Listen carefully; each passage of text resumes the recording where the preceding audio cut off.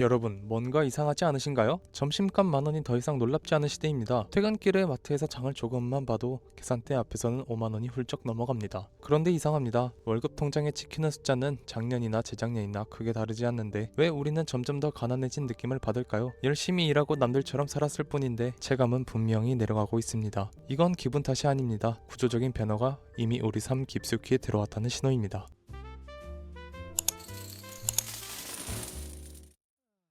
데이터를 보면 이 감정이 착각이 아니라는 걸 바로 알 수 있습니다. 통계청 자료를 보면 지난 10년간 국내 근로자 명목 임금 상승률은 연평균 약 3% 수준에 그쳤습니다. 반면 같은 기간 소비자 물가는 누적 기준으로 25% 이상 올랐고 수도권 아파트는 지역에 따라 2배, 3배 가까이 상승했습니다. 자산시장은 계단을 오르듯 올라갔는데 노동소득은 완만한 언덕을 기어오른 셈입니다. 이 간극이 바로 우리가 느끼는 불편함의 정체입니다. 사람들은 흔히 이렇게 말합니다. 그래도 열심히 벌어서 아끼면 중간은 가겠지. 하지만 지금 이 말은 더 이상 성립하지 않습니다. 왜냐면 지금 무너지고 있는 건 개인의 소비 습관이나 노력의 문제가 아니라 중간을 지탱하는 구조 자체이기 때문입니다. 오늘은 우리가 누가 잘못했는지를 따지진 않을 겁니다. 대신 왜 이 계층이 시스템적으로 유지될 수 없게 되었는지, 그리고 이 흐름 속에서 개인은 어떤 방향을 잡아야 하는지를 차분히 짚어보려 합니다. 가장 먼저 봐야 할 것은 소득 구조입니다. 중간 계층의 핵심은 안정적인 노동소득입니다. 과거에는 정규직 일자리 하나만 가지고 있어도 가게가 유지됐습니다. 하지만 지금은 다릅니다. 한국은행 자료에 따르면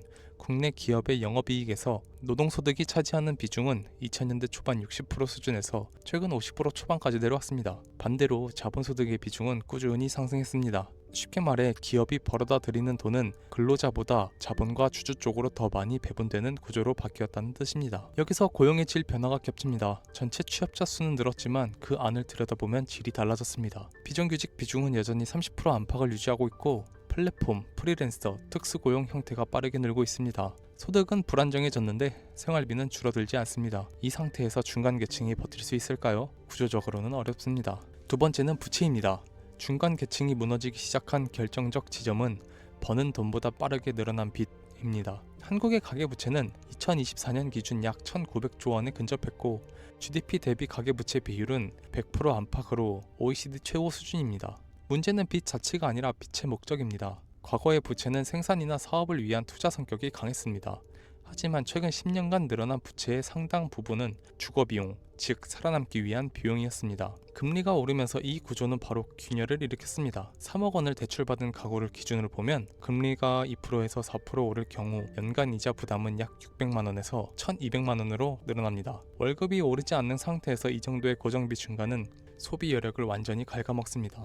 소비가 줄어들면 자영업과 서비스업이 타격을 받고 다시 일자리와 소득이 흔들립니다. 중간 계층을 떠받치던 내수가 스스로를 무너뜨리는 악순환이 시작되는 겁니다. 세 번째는 자산시장의 양극화입니다. 많은 사람이 이렇게 느낍니다. 자산이 있으면 버티고 없으면 탈락한다. 이 말은 과장이 아닙니다. 2023년 기준 상위 10% 가구가 보유한 자산은 전체 가계 자산의 약 60%에 달합니다. 반면 중위 가구의 순자산은 최근 몇 년간 거의 늘지 않았습니다. 자산 가격이 오를수록 모두 부자가 되는 게 아니라 이미 가진 사람만 더 멀리 가는 구조가 굳혀진 겁니다. 이 지점에서 중요한 오해가 하나 있습니다. 많은 사람들이 중간 계층의 몰락을 투자를 안 해서 라고 설명합니다. 하지만 사실은 그 반대입니다. 중간 계층은 투자할 여력이 점점 사라지고 있습니다. 소득은 생활비와 이자로 빠져나가고 남은 돈은 리스크를 감당하기엔 너무 작습니다. 반대로 자산 상위 계층은 레버리지를 활용해 자산 상승 국면을 확대, 재생산합니다. 게임의 규칙이 완전히 다릅니다. 여기에 마지막으로 결정적인 요소가 하나 더 있습니다. 바로 국가의 성장 속도 자체가 느려졌다는 점입니다. 한국의 잠재 성장률은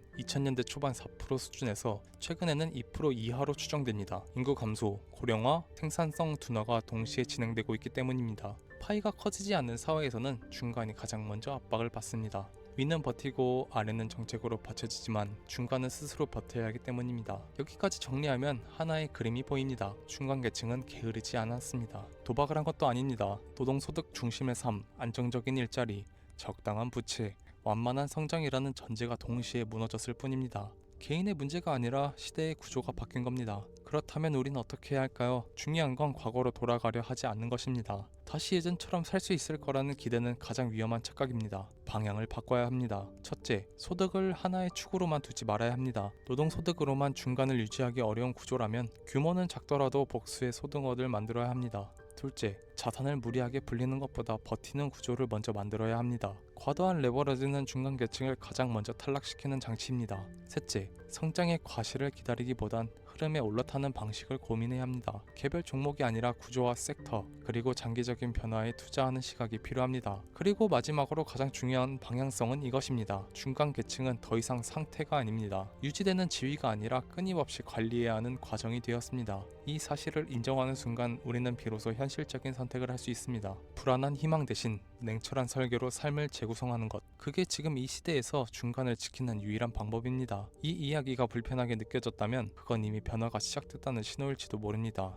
여러분은 현재 어떤 지점에 서 계신가요? 생각을 댓글로 남겨주셔도 좋겠습니다. 이번 영상이 유익하셨다면 좋아요, 구독 부탁드립니다.